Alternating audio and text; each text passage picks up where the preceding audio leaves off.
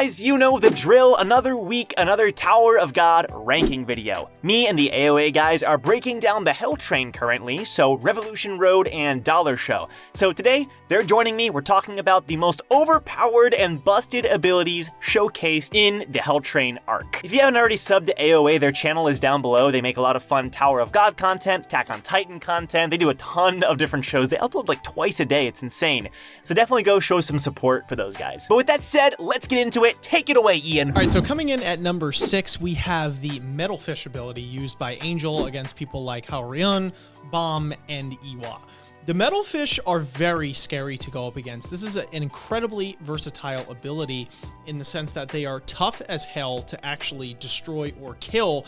They could chomp and eat through anything, substances as hard as diamond even, and they can enlarge in size and scatter into a smaller size in order to avoid attack. So depending on the situation given to the Metalfish, they can adapt to that situation based on their controller. So in every circumstance, this weapon is just good, right? There's not much of a downside that comes with this. Now, unfortunately, Angel doesn't really get to utilize this to the fullest ability because she goes up against someone like Bomb, who is just ridiculous and OP, so he has the direct counter to when they scatter.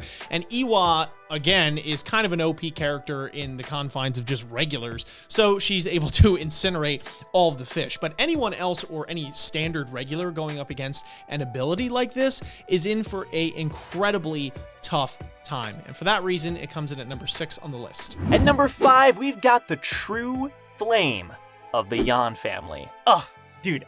I love Yan Iwa. She is my favorite, one of my favorite characters, and probably my favorite that's showcased in this arc aside from Joaquin. She's just so badass and so awesome, but what really highlights her character is her fight with Angel when she showcases this true and wild flame. It's specifically described as wild, and this thing, it's insane, right? This thing is so powerful that it's incinerating everything around her, and it's so strong that she doesn't even have really control over it, right? She does in some way, almost too much control, because she's in a trance and she's just attacking and she's got so much destructive power.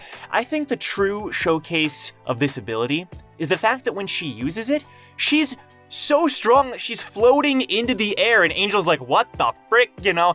And Angel, who has been shown to be really strong, doesn't stand a chance against this true flame. I love this ability. It deserves to be on the list.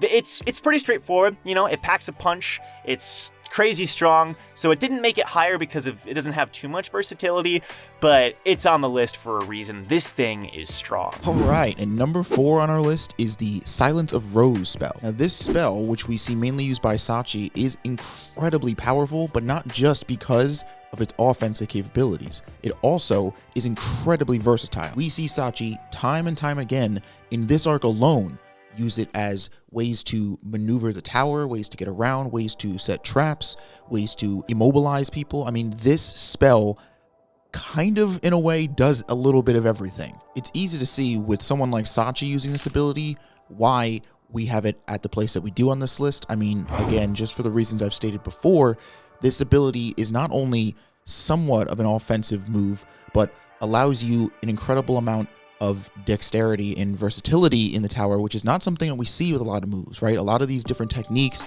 that people learn are usually kind of one or the other. There aren't a whole lot of traversal moves by themselves. That's why we're putting it at number 4 on this list. At number 3, we've got the Purple Dementor, which is actually an item. It's an observer that Pedro uses during his fight against Yuri.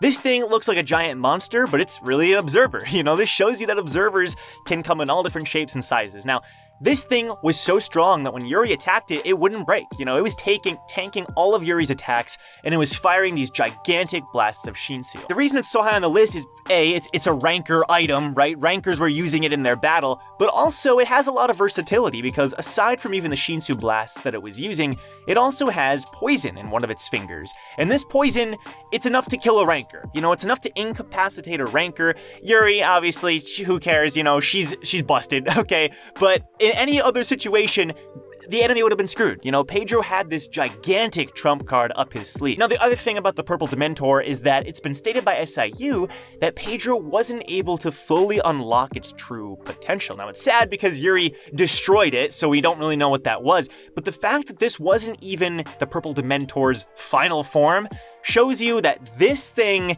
is not to be taken lightly. It easily deserves number 3. And coming in at number 2 is an incredibly fearsome ability, and that is the spell of soul eating, acquired by Joachim or White when they are transformed, or combined rather, with all of the siblings, but Joachim is the one who really makes the deal. So this spell is found in a forbidden book, and obviously a demon comes out promising power. It's a deal with the devil. You know the drill.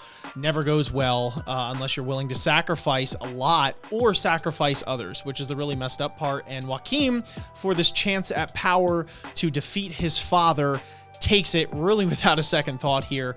Essentially, the spell, as indicated in the name, lets you absorb the souls of people that you kill, or just in general. And Joachim has said to have killed 1 billion at least. So he is one really powerful dude, especially when he is combined as White. And this spell, this ability, is really one of the prime factors for why he is as powerful as he is. It's a fearsome ability to go up against, and it works exponentially. The more souls that are acquired, the more souls that are absorbed or eaten, the more powerful this person becomes. So the more people in the world, so long as there are people in the world to have souls to eat, this ability is just going to get more and more and more and more powerful. So for that reason, this one certainly comes in at number 2 on the list. Honorable mentions for this list include Fluid Martial Arts, the Thorn, the Hell in a Cell technique, and Emily. Number 1 on our ranking list for best abilities. Hold on, let me get a little bit more comfortable. Ooh, that's better. Is none other than the Nuclear Punch by Yuri Jihad. So I'm gonna level with you guys for a second. For a long time after we first saw her use this move, I was under the impression that she was using some version or form of Shinsu to compress onto her fist and then essentially blast an enemy with it. But that's not the case at all. This technique is 100% a physical attack. I just want to clarify that for some people that may not understand. Yuri Jihad can punch people with the same equivalent force of a nuke without any Shinsu. I could stop the segment right here. I mean, is that not enough? This is just one of the many reasons that I absolutely love Yuri. I mean, all of her techniques, it's stated in the story that Yuri is a very special case, right? She's a high ranker. She is very close to the direct line of the Ha family, which are already known for their physical prowess and their incredible strength. The fact that she gave this technique this name basically on her own, and that it's named after its literal function, and again, it does not require any Shinsu, and isn't something that can be copied or repeated per se, because you have to have the exact strength that Yuri has in order to do this. I mean, that's crazy. This is literally crazy. And that is why we're putting the Nuclear Punch at number 1 on our ranking list. Thanks a lot for watching, everybody. Hope you enjoyed. If you did, leave a like and subscribe, because we do these every single week. We're gonna get back to doing 2 a week, I believe. 1 here and 1 on the AoA channel every single week until we catch up with the Tower of God story. So it's very exciting stuff. If you have your own list, like if we missed an ability and you think it deserved to be on here, we'd love to see it. Definitely put it down below. And with that said, I'll see you guys in our next Tower of God ranking video. Take care.